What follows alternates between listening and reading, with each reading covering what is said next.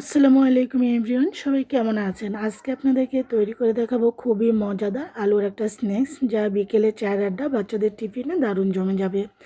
বাসায় ফ্রিজের মধ্যে 4 পিস সিদ্ধ আলু পড়েছিল, এগুলো রোজার সময় ছিল আর কি।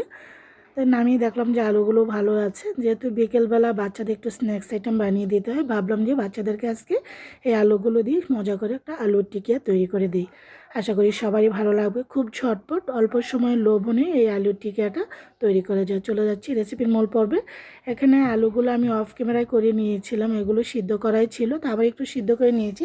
যেহেতু নর্মাল ফ্রিজে ছিল একটু শক্ত হয়ে গিয়েছিল, তো এগুলোকে দিয়ে একটু নাস্তা তৈরি করে দেবো বাচ্চাটাকে। এখন ম্যাশার দিয়ে ভালো করে ম্যাশ করে নিচ্ছি, এতে করে খুব সুন্দর কিন্তু ম্যাশ হয়ে যায়। তো আবার হাত দিয়ে একটু দেখছি যে এগুলো কোনো গুটলি আছে কিনা, দেখলাম যে সুন্দর হয়ে গিয়েছে। আমি হাফ কাপ দিয়েছি, এখানে আমি পেঁয়াজ কুচানো, এখানে ধনিয়া কাঁচামরিচ এবং দিয়ে দিয়েছিল কাঁচামরিচ 10-12 কুচিয়ে দিয়েছি।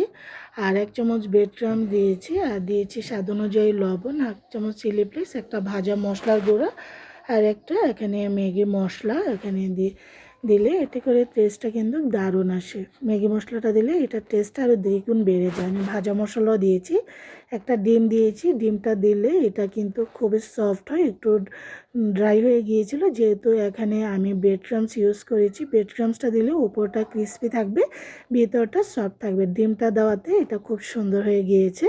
এখন আমি বানিয়ে নিচ্ছি আলুর সেই টিকিয়াগুলো। আপনার চাইলে ভিতরে পুর দিয়েও তৈরি করতে পারেন।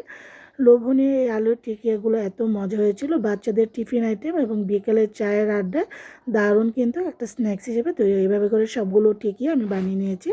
চলে যাচ্ছি রান্না এখানে ভাজার জন্য। ফ্রাইং প্যান বসিয়ে দিয়ে দিচ্ছি তেল, তবে আমি ডুবো তেলে ভাজছি না, অল্প তেলে ভেজে নিচ্ছি। আপনার ডুবো তেলেও ভাজতে পারেন, অল্প তেলেও ভাজতে পারেন।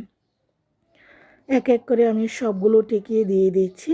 যদি পারেন অবশ্যই একটু ম্যাগি মশলা দিবেন, ভাজা মশলা দিবেন, এতে করে টেস্টটা দারুণ এবং ফ্লেভারটা দারুণ আসে। তো নিচ সাইডটা খুব সুন্দর একটা গোল্ডেন কালার অলরেডি চলে এসেছে। ভাজার সময় এটা দারুণ একটা স্মেল বের হচ্ছে। ম্যাগি মশলা তো এমনি আলাদা একটা স্মেল থাকে। যে কোনো ভাজা পোড়ার মধ্যে আপনারা এরকমভাবে একটা ম্যাগি মশলা প্যাকেট যদি ভেঙে দেন, এতে করে এটার টেস্টটা দ্বিগুণ বেড়ে যায়। এক এক করে সবগুলো আলু টিকিয়ে আমি সব উল্টিয়ে দিয়েছি। এভাবে করে সবগুলো আলু টিকিয়ে আবারও আরেকটু গোল্ডেন কালার করে ভেজে নেব, একটু উপরটা যেন মুচমুচে হয়, এতে করে খেতে অনেক বেশি ভালো লাগে। উপরটা অনেক সুন্দর মুচমুচে হয়ে গিয়েছে, ভিতরটা সফট। সুস্বাদু এই আলুর টিকিয়াগুলো খেতে অনেক মজা হয়েছিল। আমি ভেবেছি হয়তো সেরকমভাবে খাওয়া হবে না, দেখলাম যে না, আলহামদুলিল্লাহ ভাজার লগে লগে খাওয়া শেষ হয়ে গিয়েছে।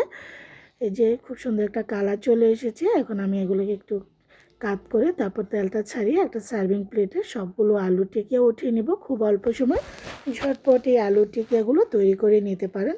আশা করি সবারই ভালো লাগবে। লোভনীয় আজকের এই আলুর টিকিয়া রেসিপিটা আপনারা অল্প সময় বানিয়ে নিতে পারেন। আমি এখানে টমেটো সস দিয়ে সার্ভ করছি, আপনারা পেঁয়াজ কুচানো বা সালাদ দিয়েও সার্ভ করতে পারেন। একটা ভেঙে দেখাচ্ছি, আলহামদুলিল্লাহ অনেক সুন্দর হয়েছে। আর একটা খেয়েও দেখাবো, খুবই মজা হয়েছে। আপনারাও ট্রাই করতে পারেন লোভনীয় আলু টিকিয়াটা।